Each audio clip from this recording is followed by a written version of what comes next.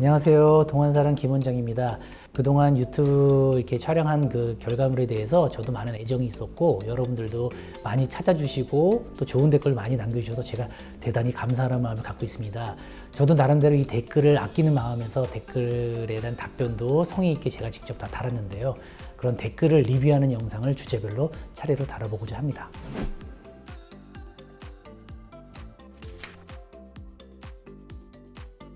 이번에 리뷰할 댓글은 광대축 수술의 그 절개선에 대한 부분입니다. 수술 방법도 다양하기 때문에 광대축 수술 절개선도 되게 다양하고요. 네, 바로 나오네요. 두피 절개로 수술을 하게 되면 이제 얼굴 뼈와 피부를 딱 잡고 있는 그 인대 부분이 손상이 안 가기 때문에 볼처짐이 덜하다는 그런 이제 얘기를 들으셨고, 그렇게 수술을 하고 싶어 하셔서 저한테도 그렇게 하시나요? 라고 질문하셨어요. 제가 단호하게 말씀드렸죠. 전 그렇게 하지 않습니다. 왜냐하면 제가 하는 방식 자체는 입안 절개를 너무 길게 하지도 않을 뿐더러 박리를 일단 와이드하게 하지 않아요. 저는 와이드하게 할 필요가 없다고 생각을 해요. 왜냐? 45도 광대가 오히려 도톰한 게 더 중요하고요. 그 다음에 박리를 많이 하지 않고 뼈를 모아주게 되면 결과적으로 수술 끝나고 나서 이 박리된 범위가 매우 좁기 때문에 뭐 처질래야 처지기가 좀 힘든 상황이 되죠. 그러니까 뼈가 줄어서 하드한 게 없어져서 볼살이 처지는 건 어쩔 수 없다 하더라도 박리를 많이 해서 생기는 볼처짐은 저는 막을 수 있다고 보기 때문에 저는 그런 방법을 하지 않기 때문에 박리를 많이 하지 않는 상황에서 두피 절개까지 이렇게 너무 오버스럽게 갈 필요는 없다라고 생각하는 게 제 입장입니다. 네, 이번엔 또 다른 질문인데요. 이번에도 내시경을 사용해서 광대 축소를 하면 어떨까? 이런 질문을 하셨어요. 저도 이 질문을 보고 굉장히 좀 놀랐어요. 내시경을 사용한다고 표현을 해서 고객님들이 혹하게 할 수 있겠구나 라고 생각을 하는데, 내시경이라는 건 대부분 두 가지 목적입니다. 내시경을 통해서 수술 그 필드를 잘 확인을 한다, 확인 목적용이 있고, 아니면 적극적으로 내시경을 보면서 어떤 조작을 한다, 이런 두 가지 관점이 있는데, 과연 윤곽 수술이라는 그 큰 수술과 디테일한 그런 약간 힘이 필요한 거친 수술들이 내시경을 보면서 한 손으로 잘 할 수 있을까? 저는 말이 안 된다고 생각합니다. 결과적으로 내시경은 확인 절차에 불과하다고 보는데, 내시경으로 확인하는 것보다 사람 눈으로 직접 보는 게 훨씬 더 정확합니다. 그리고 내시경을 쓴다는 것은 결국 고객님들 입장에서 최소 절개라는 그런 관점에서 뭔가 더 차별화된 어떤 기술이 있지 않을까, 이렇게 착각을 하시는 경우가 있는데, 그렇지 않고요. 수술은 눈으로 보이는 건 직접 눈으로 보는 게 더 정확하고, 가슴 수술같이 이렇게 먼 원거리를 확인할 경우, 그럴 때는 내시경의 도움을 적극적으로 하셔야 된다고 생각합니다. 이 내시경에 너무 연연하지 마시고 결과적으로는 최소 절개가 아니라 근본적인 수술로 하는 게 맞고요. 근본적인 수술을 얼마나 컴팩트하게 하느냐가 더 중요한 관점인 것 같습니다.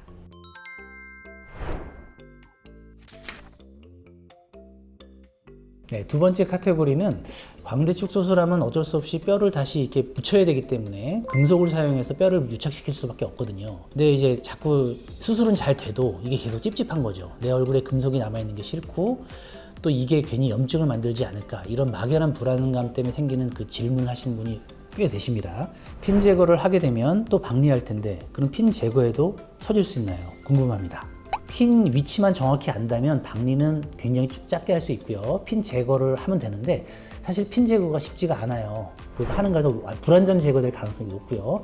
그거 하는 과정에서 또 출혈이 될 수가 있고, 저는 별로 의미 없는 행동이라고 생각을 합니다. 왜냐하면 그 핀이라는 성분이 금속 중에서 보통 티타늄 성분을 하는데, 티타늄 성분이 뼈에 바짝 붙어 있으면 그거는 전혀 면역 반응을 일으키지 않고 어떤 중장기적으로 내 몸에 어떤 악영향을 미치지 않기 때문에 종합적인 득실을 따졌을 때 그 핀 제거가 쉽게 되지도 않을 뿐더러 핀 제거를 통해서 얻는 것보다는 마음의 불안과 또 다른 문제를 만들 수 있다고 생각하기 때문에 저는 추천하진 않습니다.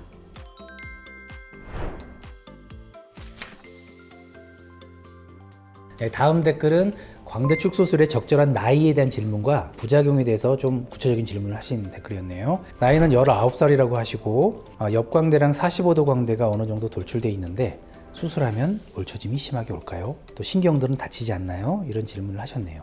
일단 볼살이 많은 사람이 있고 적은 사람이 있잖아요. 광대 수술을 하게 되면 뼈가 작아졌기 때문에 어쨌거나 살이 상대적으로 많아질 수밖에 없어요. 사실 이게 무조건 단점만 있는 건 아니고요. 볼살이 별로 없는 사람도 있잖아요. 볼살이 없는 사람은 뼈가 줄어들면 앞볼살이 약간 볼륨감이 생겨서 그게 오히려 보기 좋아질 수도 있습니다. 나이가 19살이면 설령 볼살이 많다 하더라도 지금 처진 나이가 아니기 때문에 지금 뼈가 이렇게 모양이 바뀌었다고 해서 이게 뭐 중장기적으로 큰 악영향을 미칠 거라고 보이지는 않습니다. 다만 이제 부작용은 이제 꼼꼼하게 챙기셔야 되잖아요.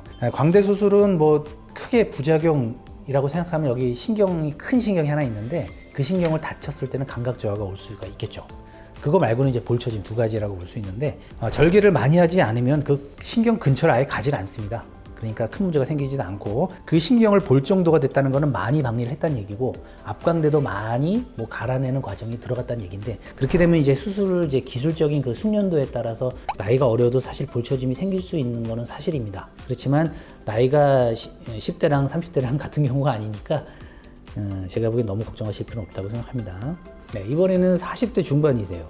40대 중반이면 고민하셔야 됩니다. 왜냐하면 예외가 없이 누구나 볼처짐을 걱정할 나이시잖아요. 근데 광대가 보통 발달한 사람은 뼈가 크다 보니까 일반적으로 처짐이 별로 없어요.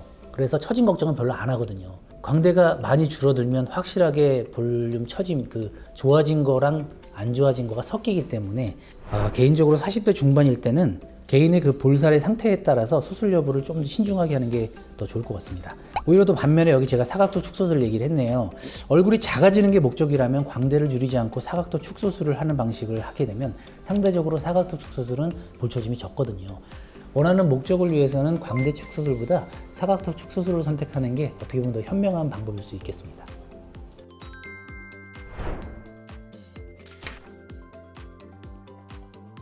네, 이번에 리뷰할 것은 광대축 소술의 볼처짐입니다. 우리 메인 영상 제목이 볼처짐 없는 광대축 소술이기 때문에 제가 충분히 내용을 다뤘음에도 불구하고 여전히 그게 걱정이 되시는지 구체적인 질문을 해주셨어요.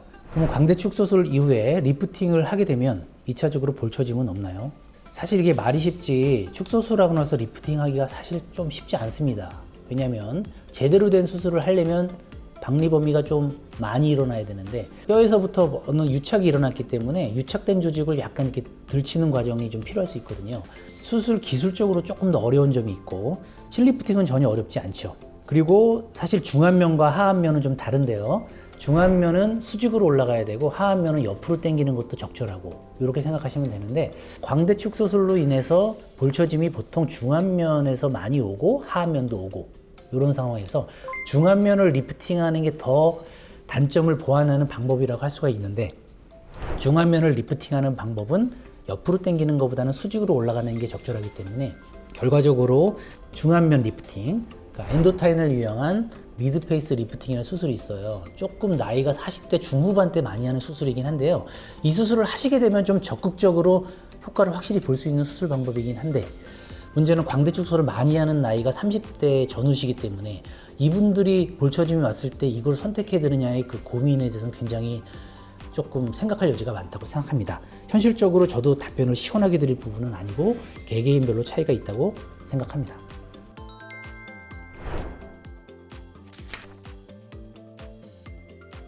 네, 힘들게 댓글 리뷰 해봤는데요.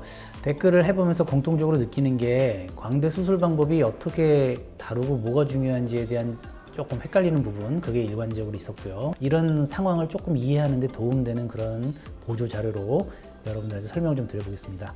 네, 여기 연두색으로 표현된 게 일반적으로 광대라고 얘기하죠. 이거를 위에서 보면 광대뼈가 이렇게 아치로 코에서부터 귀까지 이렇게 선이 이어지는 윤곽선을 담당하겠죠. 광대 수술의 목적은 결과적으로 이게 안으로 들어가게 한다가 목적이죠. 근데 이렇게 들어가게 할 때 어떻게 들어가게 하느냐의 목적인데 냉정하게 보면 이 그림은 좋은 결과가 아니에요. 왜냐하면 여기 계단이 생겼죠. 계단 생기면 안 되겠죠. 그리고 이쪽 45도 광대 쪽이 약간 계단도 생긴 데다가 너무 푹 꺼진 느낌이 들죠. 좀 더 이상적인 수술 방법은 여기에서 이렇게 선이 이어져서 여기서 딱 만나는 거죠. 근데 최소절개로 한다든지 뭐 무고정을 한다든지 이런 여러 가지 여타의 방법들은 이런 절골 과정이 없다는 얘기예요. 그러면 이게 그대로 이렇게 유지가 된 상태에서 이거를 뭐 이 뼈를 약화시켜서 짜부로 시킨다든지 여기를 많이 갈아내는 방식을 하게 되죠. 결국 와이드 박리가 들어가게 되고 이게 짜부가 되니까 종합적으로 볼 때 얼굴이 좀 넓적해 보인다고 할까요?